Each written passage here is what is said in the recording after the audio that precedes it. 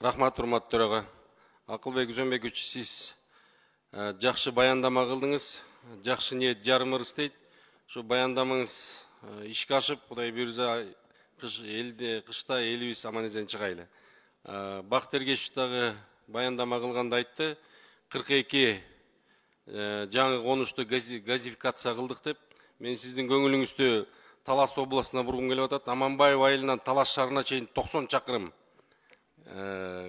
аралыгы. Шул жерде Аманбаевада бир 800гө жакын абонент бар.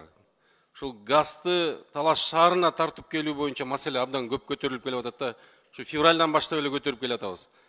2020га чейин бүтүрөбүз дедиле, 2023 болду, 2026 болду, азыр мына каттар келип атат, 2030га чейин чыгып кетти да. Шул жөнүндө бир өзүңүз киргишип, өзүңүз бир аракет кылсаңыз жакшы болот эле да. Себеби дегенде мына ОЗУПга дагы абдан чоң жардам болот эле. Бир областтын жогорку деңгээлде өткөрөт элек да. Шуга кандай көз карашыңыз?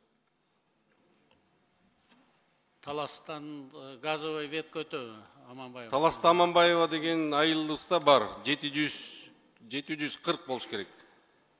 Абонент бар да. Ошол жерден абонент бар, бирок газ тетиктери өтөбү деп тактап коеюн деп атам да. Сизде мен жакшы билем. Эми келишимде билесиз да, республика боюнча баардыгын газификация кылабыз деген келишим бар, билесиз.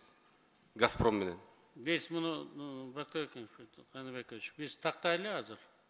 Газпром менен Бакытбек Эргешев экөөбүз муну тактап турган, сиз менен өзүнчө жолугушайлы.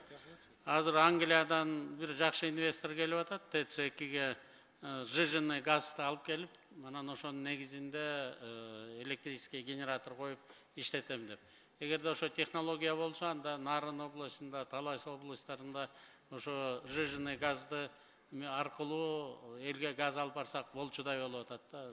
Биз күтүп атабыз.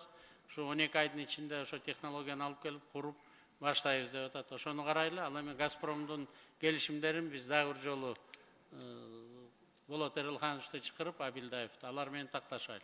Себеби деген абдан жакшы болот эле, Талас эли газификация болуп калат эле да. Анан СПГ деп коет экен, баягы машина менен ташып барып анан газ менен беребиз деген келишим түзүлүп калыптыр да. Ошон үчүн сиз айтып аткандай суюк газ деле берсе, мындай өндүрүштөр дагы күчөйт эле. ОЗПга даярдык жакшы болот эле. Шуну бир карап берсеңиз, чоң рахмат сизге. Ишиңиздер ийгиликтүү болсун.